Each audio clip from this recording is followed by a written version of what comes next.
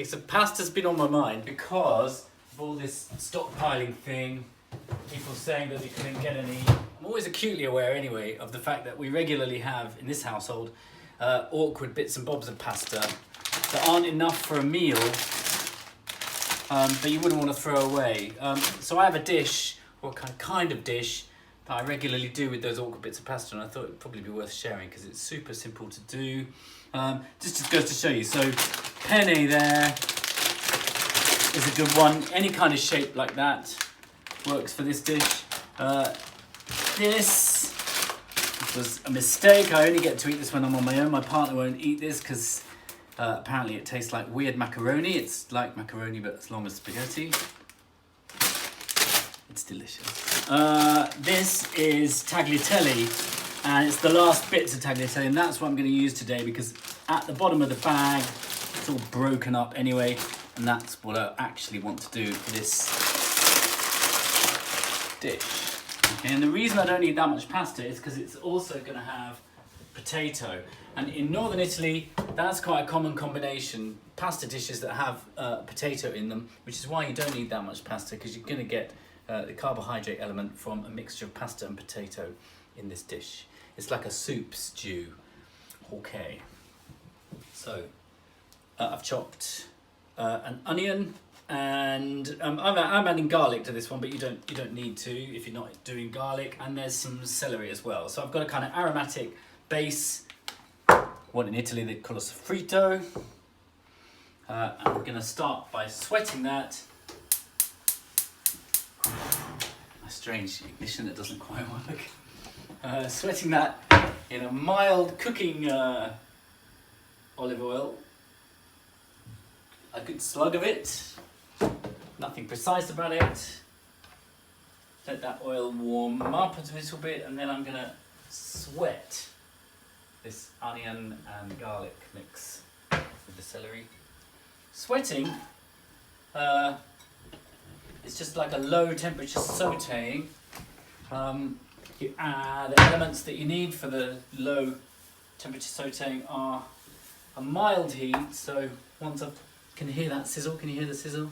As soon as I hear the sizzle, I'm going to get that temperature right down. And the next element I'm going to add is salt. The salt's going to drag a bit of moisture out of the vegetables, and instead of browning, they're going to get soft and sweet without colour. It's going to take a while. It's going to take about 15 minutes. So I'm going to pop the lid on. Make sure everything's got a bit of salt and everything's got a bit of oil, and leave everything there to kind of get on with it. What I can do if I was worried, I can cheat, and it's moisture that I'm after. That's like a tablespoon really of water.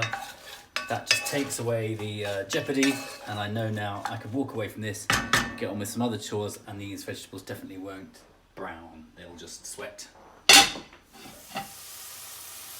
So here you go, look, 15 to 20 minutes later, you've got this lovely, soft, translucent celery and onion and garlic. Okay, spuds go in next.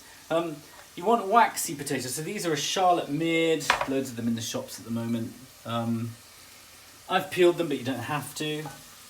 I'm going to do kind of odd bits and bobs of shapes. I'm not that worried. I do want them roughly the same size, only so I, if I taste one bit and it's cooked, I know that all the other pieces will be as well. Now I am going to add a little bit of water, not much, just enough to make it kind of swampy.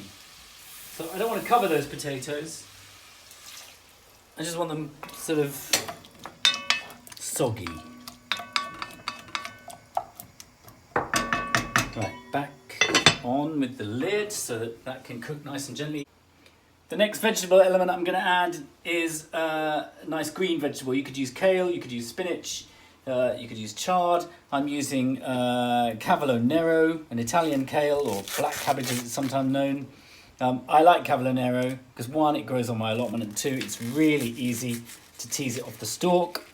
The stalk is the tough fibrous part of kale that lots of people who say they don't eat it object to. Most people, when they say, oh, kale's really tough, they're referring to the stalk. The leaves are actually beautifully tender. So if you pull it off the stalk like so, I'm going to chop this really roughly.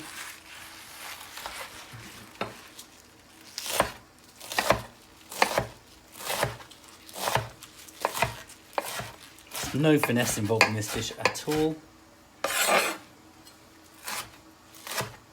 There we go, that's absolutely fine. And we'll come back to that later.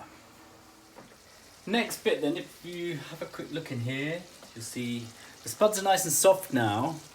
And again, the whole thing's happened really, really slowly. So there's a lot of moisture in there. And that moisture, can you see, it's quite kind of cloudy looking. There's starches from the potato that are full of flavour. But I'm going to add the kale in a second, but just before that I'm going to up the sort of savoury umami side of it by just adding a really teeny tiny amount of, well, that's a passata, but you could just as easily use tomato puree. What I don't want this dish to be is tomatoey. Can you see that? You can tell there's a blush to it, but it doesn't look like a potatoes in a tomato sauce type scenario.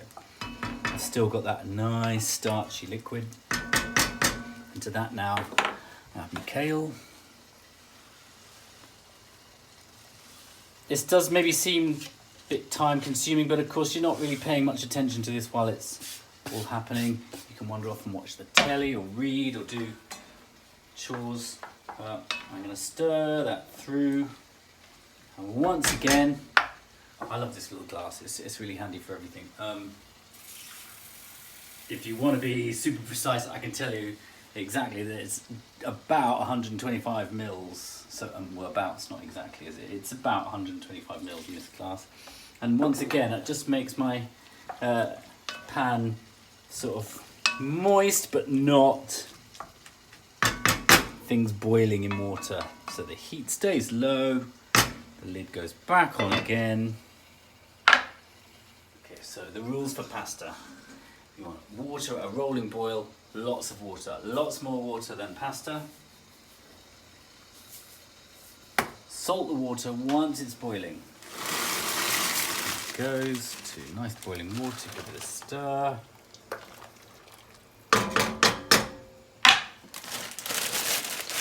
I'm not going to set a timer, I kind of know roughly.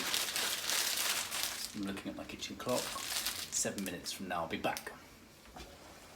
Our stewing part is very ready. I can just see that the potatoes are really soft and beginning to fall slightly. The reason I wanted a waxy potato is that I don't want them to fall too much, i.e. go too sort of floury.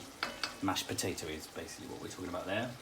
So I'm going to turn the heat off under that because that's ready to roll. The pasta is ready, and before I take it out of there, I'm going to actually, I should be responsible, let me not do it that way. I'll take this little pan and I'm going to steal some of the pasta water. And the reason I'm going to do that is because this water also has loads of starchiness and loads of flavour.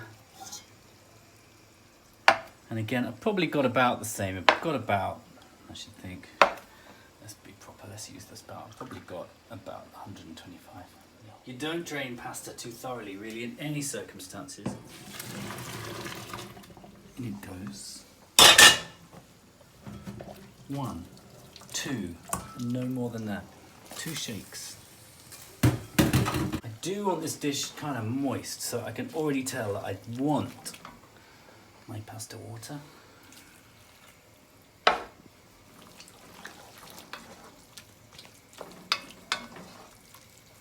And there we have it. Kind of a minestrone, kind of a sort of soup stew pasta dish with kale and potatoes. I'm just going to check the seasoning.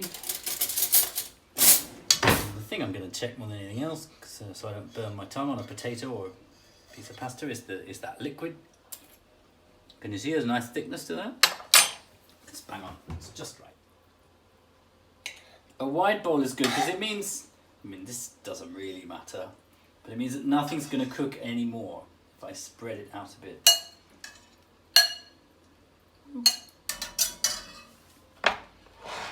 Okay. Crucial seasonings. This is a lovely extra virgin olive oil. These kind of dishes where, as you know, nothing was particularly complex. One of the biggest flavors in the bowl now is going to be the extra virgin olive oil. If you're not a fan of olive oil, actually, because that's a member of the mustard family, this is a cold pressed rapeseed oil from the UK. It's delicious as well. You could also use Indian mustard oil. My preferred condiment for this is just a little bit of dried chili, just a tiny bit. That's ready to eat.